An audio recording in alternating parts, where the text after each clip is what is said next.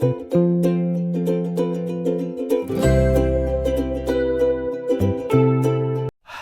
you ever felt your mind racing like a hamster on a wheel, and then one deep breath made the whole world feel quieter? Emily's starting with hamster metaphors. This is definitely going to be an emotional episode about finding inner peace. I can't help it. That feeling of mental chaos suddenly becoming calm is so powerful and real. Welcome back to the English podcast for listening and speaking, everyone. I'm Brian. And I'm Emily. Today we're exploring mindfulness and meditation while learning English grammar that actually matters. Emily's promising that grammar can coexist with spiritual enlightenment and personal transformation. Why not? Language learning and mindfulness both require awareness, practice, and patience with yourself. That's actually a beautiful connection. Both meditation and English learning involve observing your thoughts without judgment. Exactly. And today we'll use present perfect tense to talk about life changes that meditation brings. Emily's sneaking grammar instruction into meditation discussions like a spiritual English teacher. Because grammar becomes natural when it describes real personal transformation. Like, I have become calmer since I started meditating. I have become calmer. Present perfect shows a change that started in the past and continues now. See how present perfect captures the ongoing nature of personal growth and mindfulness development?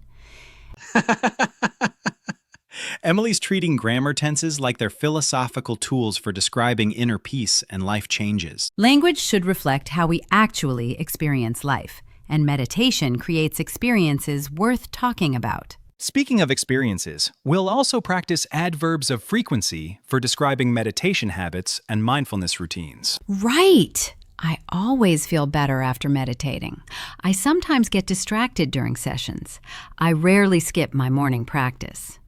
Emily's already planning our entire frequency adverb vocabulary around meditation and mindfulness activities. Because everyone has different meditation experiences. Some people meditate daily, others occasionally.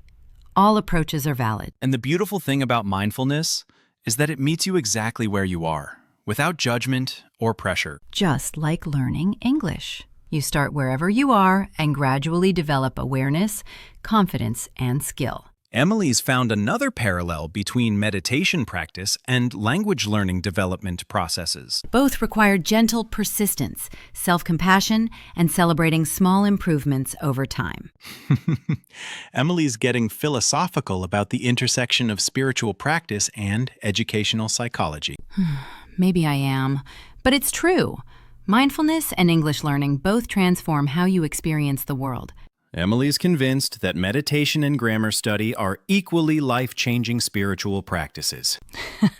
They can be. When you really pay attention to language, it becomes a form of mindfulness. On that surprisingly deep note, let's invite our community to share their experiences with meditation and mindfulness. Yes! Have you ever tried meditation?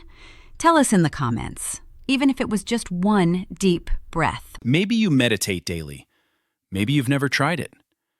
Maybe you're curious, but don't know where to start. Or maybe you're like me and you sometimes meditate perfectly. Other times your mind wanders to grocery lists.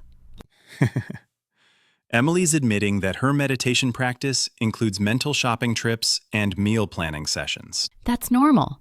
Meditation isn't about having a blank mind. It's about noticing when your mind wanders. Emily's redefining meditation success as awareness of mental grocery shopping rather than spiritual transcendence. Exactly. I have learned to notice my thoughts is more realistic than I have achieved perfect inner peace. Present perfect again, showing that learning to observe your mind is an ongoing development, not a one-time achievement.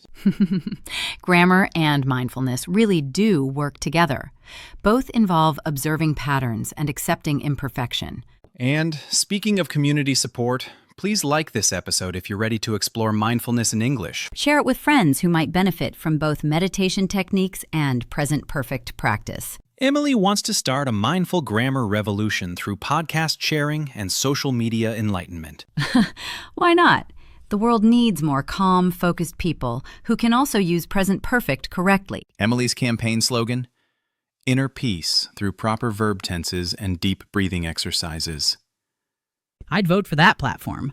But seriously, mindfulness and language learning both require daily practice and patience. And both create lasting changes in how you think, feel, and interact with the world around you. Whether you're learning to meditate or learning present perfect, the process is more important than perfection.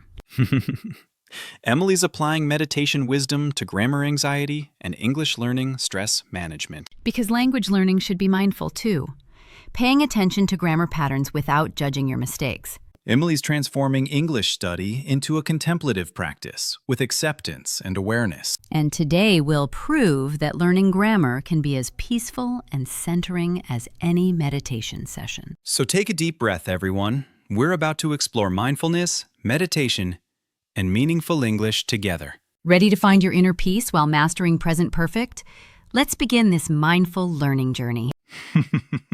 Emily's treating our podcast like a guided meditation for grammar enlightenment and personal transformation. In a way, it is.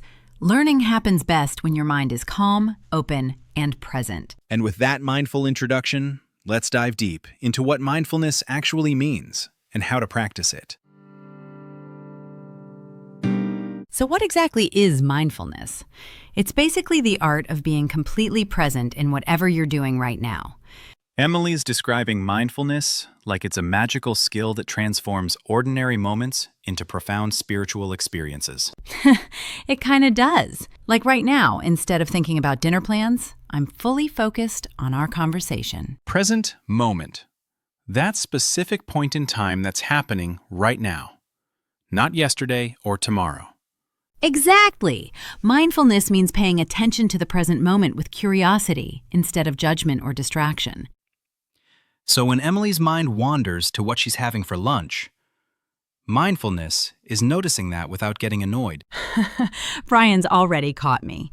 I was literally thinking about my sandwich while explaining present moment awareness. See, that's perfectly normal. Mindfulness isn't about never having wandering thoughts. It's about catching them gently. Right.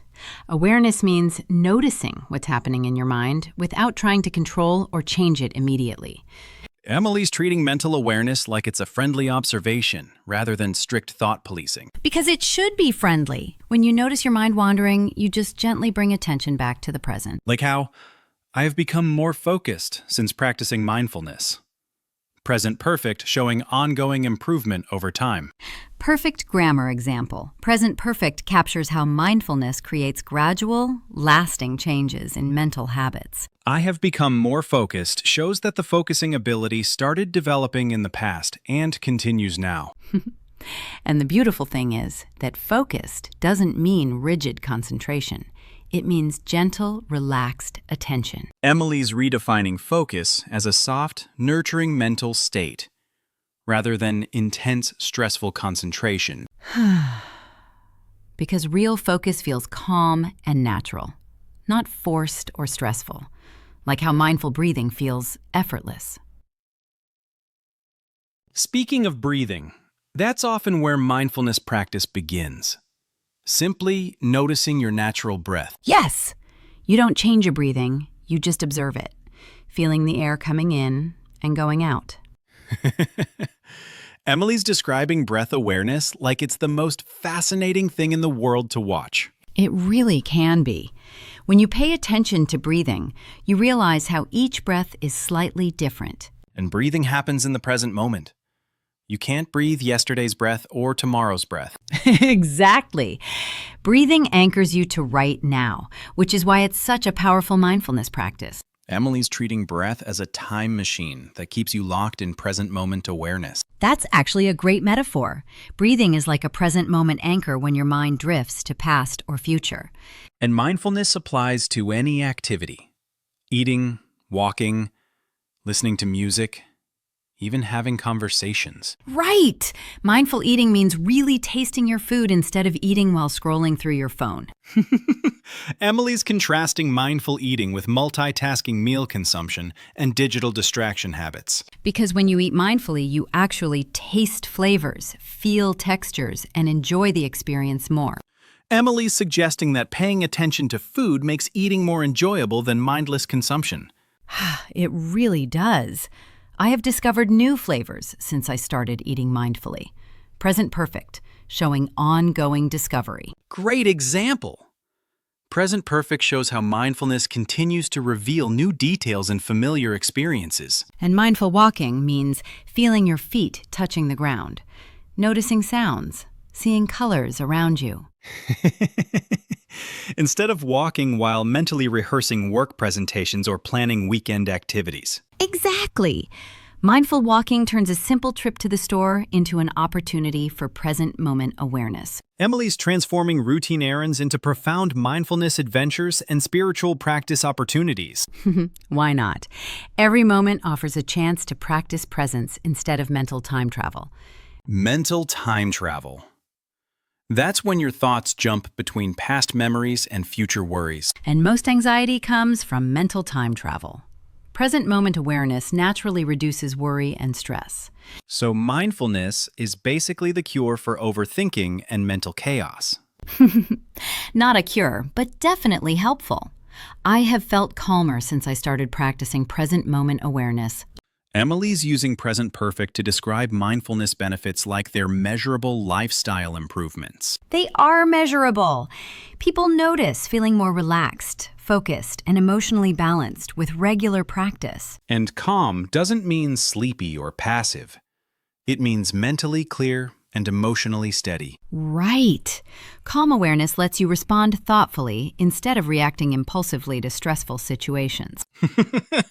Emily's describing mindfulness as emotional intelligence training disguised as simple attention practice. Maybe it is. When you're truly present, you make better decisions and communicate more clearly. Emily's convinced that present moment awareness is the secret to improved relationships and life success. Well, think about it. How often do you really listen when people talk versus planning your response? That's a powerful question. Mindful listening means focusing on understanding rather than preparing what to say next. Exactly. And mindful listening makes conversations more meaningful and connections more authentic. So mindfulness isn't just personal practice. It improves how you interact with other people, too. Everything's connected. Your inner awareness affects your relationships, work performance, and overall life satisfaction. Emily's presenting mindfulness as a comprehensive life improvement system with multiple practical benefits. Because it can be, but it starts with something as simple as noticing your breathing for 30 seconds. And speaking of starting simple, let's ask our listeners about their own present moment experiences. Yes! Do you often live in the moment, or do you think too much about the past and future? Comment below and tell us, when do you feel most present and aware in your daily life? Maybe it's during your morning coffee, or while walking in nature, or listening to music. Or maybe you're like most people and you rarely notice the present moment because life feels so busy. That's completely normal. Modern life encourages constant mental multitasking and future planning. Emily's validating everyone's scattered attention while gently encouraging more mindful awareness practices. Because awareness starts with honest self-observation, noticing how often your mind actually wanders. And that noticing, without judgment, is already the beginning of mindfulness practice and present moment awareness. Now let's talk about meditation, which is basically mindfulness with intention, like giving your mind a warm, comfortable place to rest. Emily's describing meditation like it's a mental spa treatment for overworked brains and stressed out thoughts. That's not wrong. Meditation really can feel like a mini vacation from mental chaos and emotional overwhelm. Meditation is the practice of focusing your attention deliberately, usually on breathing, sounds, or specific thoughts. And the benefits are incredible. I have found inner peace since I started meditating regularly. Inner peace, that feeling of emotional calm and mental clarity that comes from within, not from external circumstances. Right. Inner peace means you can feel centered even when life around you feels chaotic or stressful. Emily's presenting inner peace like it's a superpower that meditation unlocks for emotional resilience. It kind of is.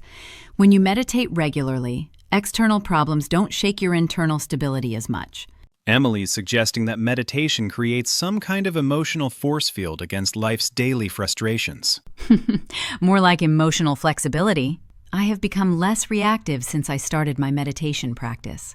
Present perfect again, showing how meditation creates ongoing changes in emotional responses and mental habits. Exactly. And one of the most immediate benefits is physical relaxation. Your body literally releases tension during meditation. Deep breathing is often the foundation of meditation. Slow, intentional breaths that calm your nervous system. Deep breathing tells your body that you're safe, which automatically reduces stress hormones and muscle tension. So meditation is basically tricking your body into thinking everything's okay, even when life feels overwhelming. Not tricking, reminding. Your body needs permission to relax, and deep breathing gives that permission. Emily's treating deep breathing like it's a secret password for accessing your body's built-in relaxation system. Because it is. I always feel more relaxed after focusing on my breathing for just 5 minutes. I always feel more relaxed. Adverb of frequency showing consistent results from regular meditation practice. And you don't need to meditate for hours.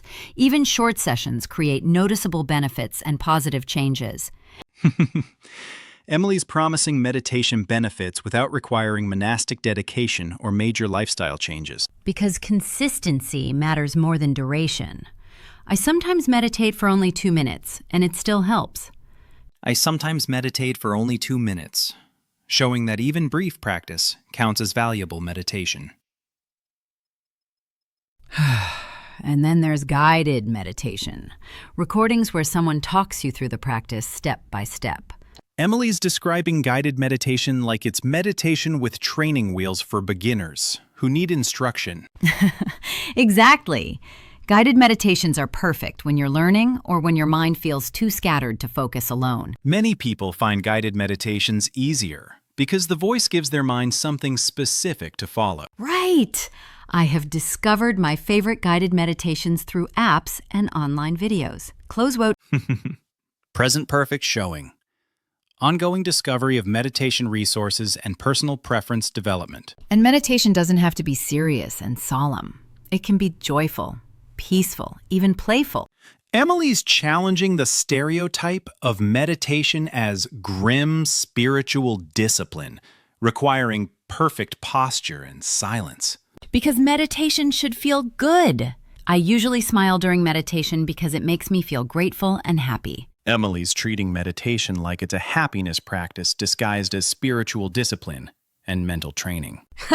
Maybe it is. Meditation often increases appreciation for simple pleasures and everyday experiences. An improved focus is another major benefit. Meditation strengthens your ability to concentrate on chosen tasks. I have noticed better concentration at work since I started meditating in the mornings.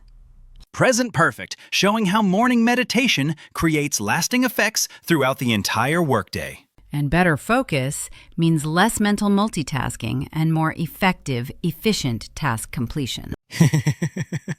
Emily's presenting meditation as productivity enhancement, disguised as spiritual practice and stress management. But honestly, sometimes meditation is challenging. I rarely have perfect meditation sessions without distractions. I rarely have perfect sessions, showing that imperfect meditation is normal and still valuable. Brian's validating meditation struggles like he's giving permission to be human during spiritual practice. Because meditation isn't about perfection. It's about showing up consistently and practicing with self-compassion. Right. I sometimes get frustrated during meditation, but I always feel better afterward. Adverbs of frequency, showing the full range of meditation experiences, from frustration to satisfaction. And sleep improvement is huge. I usually fall asleep more easily on days when I meditate.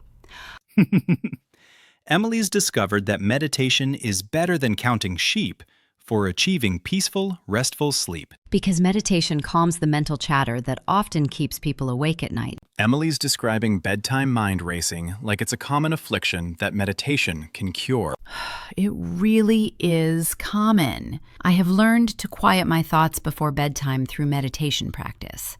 Present perfect, showing how meditation develops into a practical life skill for sleep and relaxation. And emotional regulation gets so much better. I rarely lose my temper since I started meditating regularly. Meditation creates space between feeling emotions and reacting to them impulsively or destructively. Like having a pause button for emotional responses. You feel anger, but you don't automatically explode. Emily's describing emotional regulation like it's a superpower that meditation grants for difficult relationships. Because it kind of is. Meditation helps you respond thoughtfully instead of reacting emotionally. Emily's presenting meditation as the solution to road rage, family arguments, and workplace stress. Well, it definitely helps with all of those. I've become more patient with difficult people. And speaking of patience, let's ask our community about their meditation experiences and frequency. Yes! How often do you meditate? Daily, weekly, or never? Tell us in the comments. Maybe you meditate every morning, or only when you're stressed. Or you've never tried it but you're curious. Or maybe you're like me, and you sometimes fall asleep during meditation sessions. Emily's admitting that her meditation practice occasionally turns into unplanned nap time. Hey, even meditation naps are beneficial. Your body obviously needed the rest. Emily's reframing meditation failures as successful relaxation experiences and self-care victories. Because meditation is about self-compassion, not self-judgment. Every session teaches you something valuable. The beautiful thing about mindfulness is that you don't need a special meditation cushion. You can practice awareness anywhere. Emily's about to transform every mundane daily activity into a profound spiritual practice and enlightenment opportunity. Why not? Mindful eating, mindful walking, mindful listening. Ordinary moments become extraordinary when you pay attention. Mindful eating means actually tasting your food, instead of wolfing it down while checking your phone. Right. Like really noticing flavors, textures, temperatures. I have discovered so many new tastes since I started eating mindfully. Present perfect, showing how mindful attention reveals details that were always there, but previously ignored. Last week I ate an apple mindfully and realized I'd been missing the subtle sweetness and crisp texture for years. Emily had a spiritual awakening through conscious apple consumption and fruit-based meditation practice. It sounds silly, but it's true. When you eat mindfully, you appreciate food more and often eat less. Emily's discovered that paying attention to food creates both gratitude and portion control simultaneously. Because your body tells you when it's satisfied, but only if you're listening instead of mindlessly snacking. And mindful walking is another simple practice, feeling your feet touching the ground with each step. I love mindful walking in the park. Hearing birds, feeling breeze, noticing flowers. It's like nature meditation. Emily's describing park walks like they're immersive sensory experiences, rather than just physical exercise. They really are. I always feel more connected to nature when I walk mindfully instead of rushing. I always feel more connected. Adverb of frequency showing consistent results from mindful walking practice. And you notice details you'd normally miss. Cloud shapes, tree shadows, the sound of your own footsteps. Emily's treating routine walks like they're guided tours through a wonderland of sensory discovery. Because they can be. Mindfulness turns familiar places into new experiences just by changing your attention. Speaking of attention, I tried mindful walking at a busy cafe yesterday. It was challenging. Brian attempted urban mindfulness meditation surrounded by coffee grinders and chattering customers. I rarely stay calm in noisy environments, but mindful breathing helped me find some clarity. Clarity. That mental clearness that comes when you focus on one thing, instead of mental multitasking. Emily's defining clarity like it's a rare mental state that most people have forgotten how to access. Maybe we have forgotten. Modern life encourages constant mental juggling instead of focused, clear attention. But even in chaotic environments, you can practice mindful listening, really hearing sounds without judging them. Right.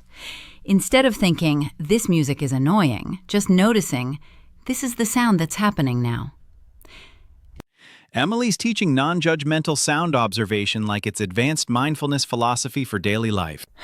Because judgment creates stress. I have become less bothered by noise since I started accepting sounds mindfully. Present perfect, showing how mindful acceptance creates lasting changes in emotional reactions to environmental stressors. And mindful listening works in conversations, too. Really hearing what people say instead of planning responses. Emily's suggesting that most people engage in conversation planning rather than actual listening during social interactions. Don't we, though? How often do you truly listen versus waiting for your turn to talk? That's a powerful question. Mindful listening means focusing on understanding rather than responding cleverly. And people notice when you're truly listening. Conversations become more meaningful and connections deeper. I have noticed stronger relationships since I started listening more mindfully. Present perfect, showing ongoing improvement. Even mindful dishwashing becomes meditation. Feeling warm water, noticing soap bubbles, being present with simple tasks. Emily's transforming household chores into opportunities for spiritual practice and present moment awareness. Because why waste those moments? I sometimes find peace while doing dishes that I never found before. Emily's discovered enlightenment through mindful scrubbing and contemplative kitchen cleaning routines. It's not enlightenment. It's just appreciation for ordinary moments that usually feel boring or annoying. And mindful waiting, like being stuck in traffic or standing in line, becomes patience practice. Yes! Instead of getting frustrated, you can practice breathing awareness or notice your surroundings mindfully. I rarely get angry in traffic anymore since I started using waiting time for mindfulness. Brian's turned traffic jams into mobile meditation retreats and road rage therapy sessions. Better than arriving stressed and grumpy, mindful waiting transforms unavoidable delays into voluntary relaxation. Brian's presenting traffic delays like they're unexpected gifts of forced meditation time. They can be. I have learned patience through practicing mindfulness during daily inconveniences. And body awareness throughout the day, noticing tension in shoulders, breathing patterns, posture changes. Your body constantly gives information about stress levels, but only if you're paying attention mindfully. Right. I usually carry tension in my neck, but mindfulness helps me notice and release it. Emily's describing her neck tension like it's a mindfulness early warning system for stress. Because it is. Body awareness helps you catch stress before it becomes overwhelming or physically painful. Emily's treating physical sensations like they're important data, rather than background noise to ignore. They are important data. Your body is constantly communicating. Mindfulness helps you listen. And even technology use can become mindful, consciously choosing when to check phones instead of compulsive scrolling. I have reduced mindless phone checking since I started asking myself why I'm reaching for it. Present perfect, showing how mindful questioning creates lasting changes in technology habits and digital behavior. Simple question. Am I checking my phone because I need something specific or just from habit? Emily's introduced mindful phone psychology and conscious social media consumption practices. Because awareness of habits is the first step toward changing them mindfully and intentionally. Emily's presenting habit awareness like it's the foundation of all personal growth and behavior modification. Maybe it is. And speaking of awareness, let's ask our listeners about their own daily mindfulness opportunities. Yes. What small moment today could you notice more carefully? Your morning coffee, evening shower, lunch break. Comment and tell us, when during your typical day could you practice a little more awareness? Maybe it's while brushing teeth, walking to work, or even waiting for the elevator. Every moment offers a chance to practice presence. You just have to remember to pay attention. Okay, let's be honest. Mindfulness and meditation sound wonderful, but they're not always easy to practice consistently. Emily's about to confess her mindfulness struggles like she's admitting to meditation crimes and spiritual failures. I am, because everyone faces challenges, and pretending meditation is always peaceful and perfect isn't helpful. The most common challenge is distractions. I usually get distracted by my phone within 5 minutes of starting. Yes! My phone buzzes, and suddenly I'm checking messages instead of focusing on my breathing. I usually get distracted by my phone. Adverb of frequency, showing how often this distraction pattern happens. And it's not just phones. I sometimes get distracted by thinking about work during meditation sessions. Emily's mind treats meditation time like perfect opportunity for mental work meetings and productivity planning. It's so frustrating. I sit down to find inner peace, and my brain immediately starts reviewing my to-do list. Emily's brain operates like an overeager assistant that schedules mental tasks during designated relaxation time. Exactly. I rarely have meditation sessions without thinking about errands, emails, or weekend plans. I rarely have sessions without thinking about errands, showing how frequently the mind wanders during practice. And then I get frustrated with myself for being distracted, which creates more mental tension and stress. That's the trap. Judging yourself for having wandering thoughts defeats the purpose of mindfulness. Right. Mindfulness is about noticing distractions gently, not fighting them or feeling guilty about them. Emily's describing the difference between mindful observation and mental self-criticism during meditation practice. But knowing that intellectually and actually practicing it are completely different things. Emily's discovered that meditation theory is easier than meditation reality and practical application. I always start with good intentions, but I usually end up feeling more frustrated than peaceful. I always start with good intentions, showing the consistent positive motivation despite challenging results. And restlessness is huge. I rarely sit still for more than 3 minutes without fidgeting or wanting to move. Physical restlessness often reflects mental restlessness. Your body mirrors your mind's energy. Yes! My legs want to move, my shoulders feel tense, my back starts aching. Sitting still becomes torture.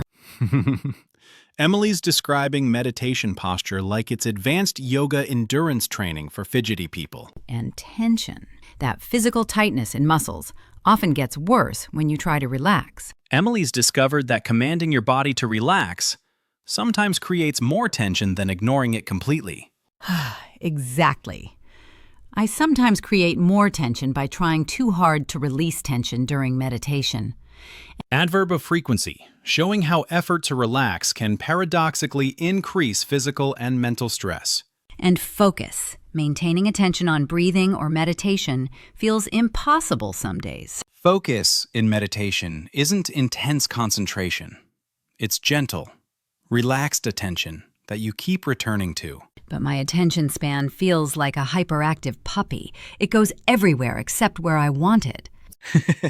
Emily's comparing her meditation focus to puppy training and attention management for energetic pets. I usually lose focus within 30 seconds and spend the session chasing my wandering thoughts. Topped it. Emily's describing meditation like it's a mental game of hide and seek with her own attention. And environmental distractions make it worse.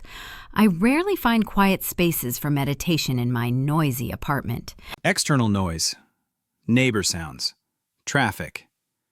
Perfect meditation conditions don't always exist in real life. Right! I sometimes try to meditate, but sirens, construction, or barking dogs interrupt my practice. Ty? Adverbs of frequency, showing how external environment affects meditation attempts and consistency. Plus time challenges. I never seem to have enough time for proper meditation sessions. Emily's treating meditation like it requires huge time commitments rather than brief, manageable practice periods. Well, it feels that way. I usually think I need 30 minutes, so I often skip meditation entirely. Emily's perfectionist meditation standards prevent her from doing short, imperfect sessions that would actually help. Exactly. All or nothing thinking sabotages consistency. I sometimes avoid meditation because I don't have enough time. But here's logical advice. 2 minutes of imperfect meditation beats 0 minutes of perfect meditation. That's so helpful. I have started doing micro meditations instead of waiting for perfect conditions. Present perfect, showing how adjusting expectations creates sustainable practice and ongoing benefits. And emotional challenges. I sometimes feel more anxious during meditation than before I started. Emily's discovered that sitting quietly with your thoughts can initially increase awareness of underlying stress. Yes, meditation doesn't create anxiety, but it does reveal anxiety that was already there. Emily's learned that mindfulness practice sometimes functions like emotional archaeology, uncovering buried feelings. Which can be overwhelming. I rarely expect meditation to bring up difficult emotions, but it often does. That's normal and actually healthy. Awareness of emotions is the first step toward processing them. But it helps to know that challenging sessions are still successful sessions. Right. Progress in meditation isn't measured by perfect calm. It's measured by increased awareness. I have learned that noticing my distracted mind is successful meditation, not meditation failure. Emily's redefined meditation success as awareness cultivation rather than distraction elimination. And speaking of challenges, let's ask our community about their biggest mindfulness obstacles. Yes. What distracts you the most when you try to relax? Thoughts? Sounds? Physical discomfort? Or something else? Comment and share your struggles. Maybe it's technology, worry, restlessness, or lack of time. Emily wants to create a support group for mindfulness challenges and meditation problem solving. Because we all face similar obstacles. Sharing struggles helps everyone feel less alone in their practice. And remember, awareness of challenges is already progress, even when solutions feel far away. Okay, everyone, let's dive into our grammar workshop. We've been using present perfect and frequency adverbs naturally. Now let's understand why. Emily's about to turn grammar analysis into a mindful meditation experience with verb tenses and spiritual enlightenment. Actually, yes. Present perfect is perfect for describing meditation benefits because it shows ongoing changes from past actions. Like, I have become calmer since I started meditating. The becoming started in the past and continues now. Right. Not, I became calm yesterday. That's finished. Present perfect shows the changes still happening and relevant. Let's break it down. Have or has plus past participle. Become, found, learned, discovered. And it's perfect for meditation talk because meditation creates lasting changes, not temporary ones. Emily's treating present perfect like it was invented specifically for describing mindfulness transformation journeys. Maybe it was. I have found inner peace sounds so much better than I found inner peace last Tuesday. Emily's right. Present perfect makes meditation sound like an ongoing lifestyle rather than a one-time event. Exactly. Now let me demonstrate common mistakes. I have meditated yesterday for 1 hour. Emily's deliberately murdering present perfect grammar to show what not to do. That's wrong, because yesterday is specific past time. You can't use present perfect with specific past time markers. Instead, say, I meditated yesterday, or I have meditated regularly this month. No specific time. Right. Present perfect works with recently, lately, since, for, not yesterday, last week at 3 p.m. Emily's creating present perfect time rules like she's establishing meditation grammar commandments. Let's practice. Everyone, repeat after me. I have become calmer since I started meditating. Emily's turning our podcast into a grammar meditation chant session for verb tense enlightenment. Come on, Brian, you try. I have learned to focus better through mindfulness practice. I have learned to focus better through mindfulness practice, showing ongoing skill development from past learning. Perfect. Now adverbs of frequency. They show how often meditation habits happen. Always, usually, often, sometimes, rarely, never. They go before main verbs, after be verbs. Like, I always feel better after meditation. Always comes before feel. Emily's positioning frequency adverbs like they're meditation scheduling tools for describing spiritual habits. They kind of are. I usually meditate in the morning tells us about routine patterns and consistency. And with present perfect, I have always enjoyed quiet moments. Always goes between have and enjoyed. Right. I have sometimes struggled with focus. Sometimes sits between auxiliary and main verb. Let Emily demonstrate frequency adverb mistakes. Go ahead. Massacre some grammar. Okay. I feel always better after meditation. That's wrong, because always is in the wrong position. Should be, I always feel better. Frequency adverb goes before the main verb feel. Or, I am usually calm during meditation. Usually goes after am, because it's a be verb. Emily's treating adverb placement like it's precise meditation posture instruction for grammatical alignment. Grammar position matters. Wrong placement sounds unnatural and confuses native speakers about your meaning. Now let's combine both. I have rarely felt this peaceful before starting my meditation practice. Beautiful. Present perfect have felt plus frequency adverb rarely plus meditation context. Perfect combination. Emily's celebrating grammar combinations like their successful meditation breakthroughs and linguistic achievements. Everyone practice. Repeat. I have sometimes forgotten to breathe deeply during stressful moments. I have sometimes forgotten to breathe deeply during stressful moments. Showing occasional past experiences affecting present awareness. Exactly. And here's a tricky one. I have never experienced such inner peace before meditation. Never, with present perfect, emphasizes that meditation created a completely new experience in your life. Brian's making present perfect sound like it's the grammar tense of life transformation and personal growth. Maybe it is. Present perfect captures how new practices create ongoing changes in life experience. Let's do rapid fire practice. I'll say wrong versions, Brian corrects them. Emily's about to speedrun grammar mistakes like it's competitive meditation error correction. I have meditated yesterday morning for 30 minutes. Fix it. I meditated yesterday morning. Or, I have meditated for 30 minutes today. No specific past time with present perfect. I feel rarely stressed during meditation sessions. What's wrong? I rarely feel stressed. Frequency adverb goes before main verb, not after. I have been always interested in mindfulness. Fix that placement. I have always been interested. Always goes between auxiliary have and past participle been. Perfect. Now everyone's homework. Write sentences using both grammar patterns. First, write one present perfect sentence about meditation or mindfulness benefits you've experienced or want to experience. Like, I have discovered new patience through mindful breathing. Or, I have never tried guided meditation. Second, write one sentence with a frequency adverb about your meditation or mindfulness habits. Like, I sometimes meditate before bed. Or, I rarely remember to practice mindful eating. Post both sentences in the comments. We'll read them and give feedback on grammar and meditation insights. This is homework that actually improves your English and your mindfulness awareness simultaneously. Emily's created educational assignments that serve both linguistic development and spiritual growth purposes. Because grammar should connect to real life. These tenses help you talk about meaningful personal changes.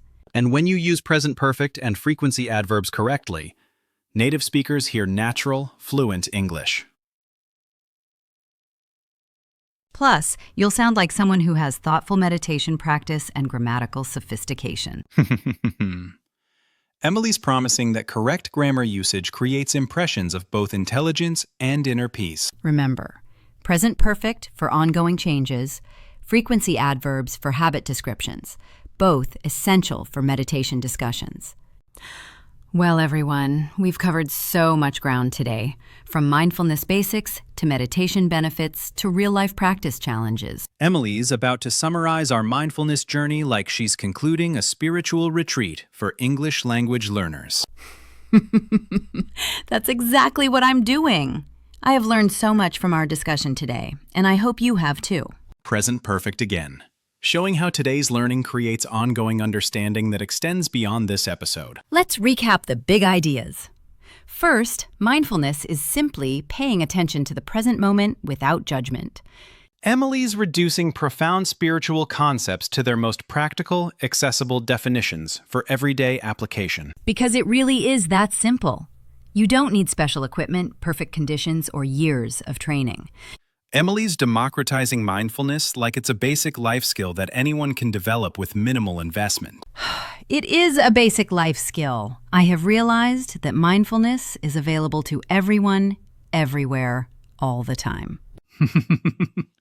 Emily's having present perfect epiphanies about the universal accessibility of present moment awareness. And meditation? We've learned it's just focused mindfulness, usually with breathing or guided instruction. I have discovered that even short meditation sessions create noticeable benefits, showing ongoing discovery through practice. Right. 5 minutes counts, 2 minutes counts, even 30 seconds of mindful breathing counts as meditation. Emily's challenging perfectionist meditation standards that prevent people from starting small, manageable practices.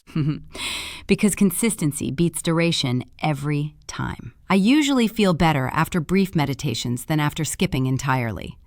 Yet sod. Emily's proven that imperfect action trumps perfect inaction through frequency adverb wisdom. And daily life mindfulness, eating, walking, listening, transforms ordinary activities into awareness opportunities. I have found mindful moments throughout my regular day.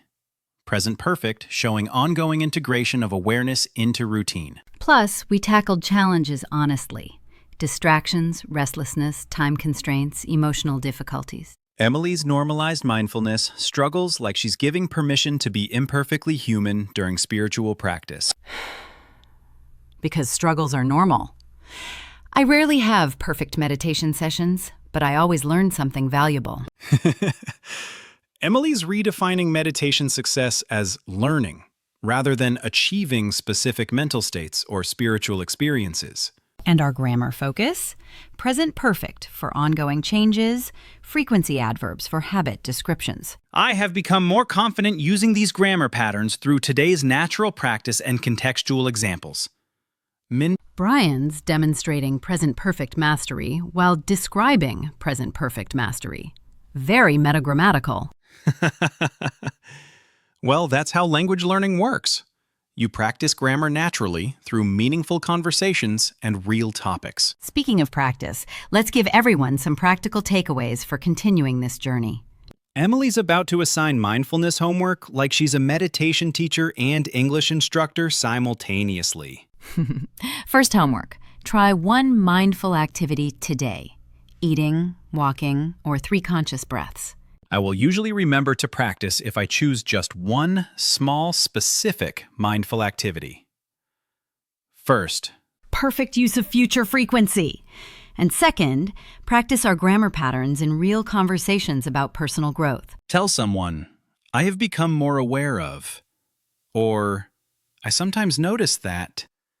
Real communication with grammar. Brian's encouraging students to inflict grammar practice conversations on their unsuspecting friends and family members. Hey, at least it's grammar practice about interesting topics. Better than I have eaten breakfast this morning. Although mindful breakfast eating could be fascinating conversation material for grammar practice and awareness development. Emily's right.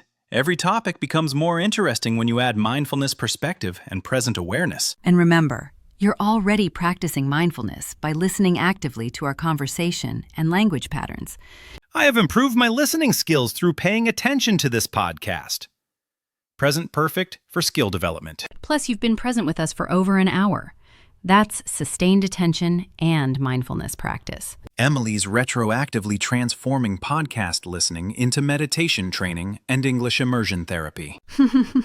Why not? Focused listening is definitely mindful attention, and you've absorbed grammar naturally through context. Before we finish, let's ask our community one final reflection question about today's experience. Yes! What's one small mindful change you want to try this week? And can you describe it using present perfect? Like, I have decided to practice mindful walking, or I have never tried meditation, but I'm curious now. Write your present perfect commitment in the comments. We love reading about your English and mindfulness goals. Emily's creating accountability systems for both grammar improvement and personal wellness development. Because learning English and developing mindfulness both require consistent, gentle practice with self-compassion. And both create ongoing benefits that improve life quality, communication skills, and personal well-being. I have enjoyed our mindfulness and grammar exploration today, and I hope you have too.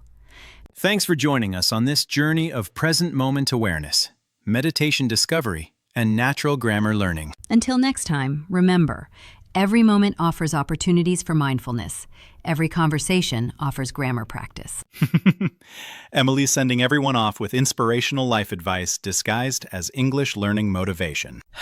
Keep practicing, keep growing, and keep being wonderfully, imperfectly human in your mindfulness and language journey. I have always believed that learning never stops. And today proves that mindfulness and English grow together beautifully. Thanks, everyone. Until our next adventure in English learning and personal development, stay mindful and keep listening.